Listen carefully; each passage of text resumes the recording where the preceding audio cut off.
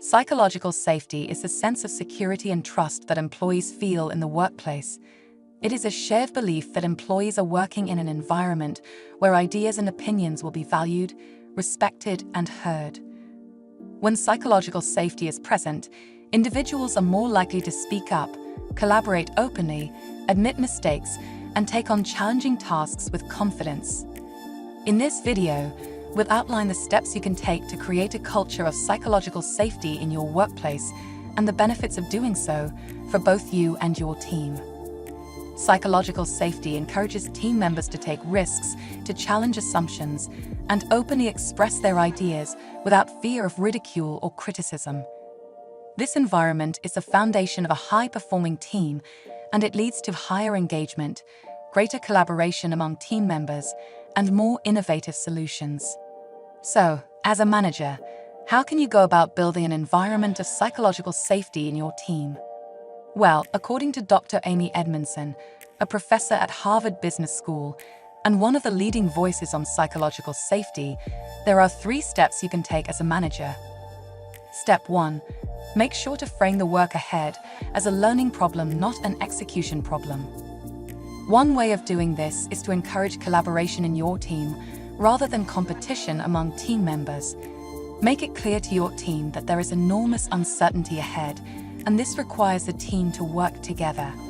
You'll need everyone's voices and brains in the room to ensure success. It's important to be clear and transparent, and to remind people why their voice will be needed. By consistently communicating in this way, managers can ensure that teams feel heard and understand what is expected from them. Step 2. Acknowledge your own fallibility. Be clear with your team that you don't have all the answers and you will need their input. Be proactive, invite contributions, and use phrases like, "I might miss something," or "I need to hear from you," to get the point across. It also really matters how you respond when people do come forward with ideas or bad news. Always make sure that you respond in an appreciative manner and don't dismiss their feedback. Step 3. Model curiosity and ask a lot of questions.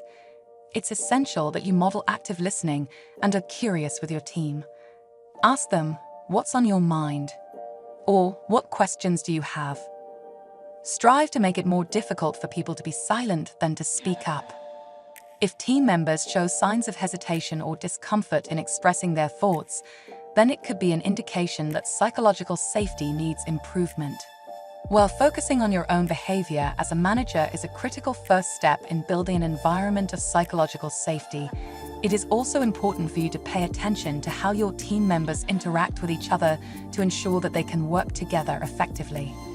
But how do you know if your team is working well together? Key indicators that there is unhealthy behavior that needs to be addressed are if members appear to be disconnected, lack cooperation or respect for one another, or if certain individuals are dominating conversations or decision-making processes. It can also be helpful to survey team members about their experiences working with a group and their experience of you as their manager. By gathering honest feedback from each individual on their relationships between themselves and other members of the team, you can gain a better understanding of any unhealthy dynamics at play and act accordingly.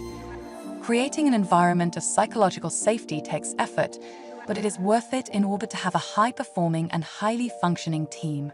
Do you think you have psychological safety in your team? If not, what changes can you make today to create it?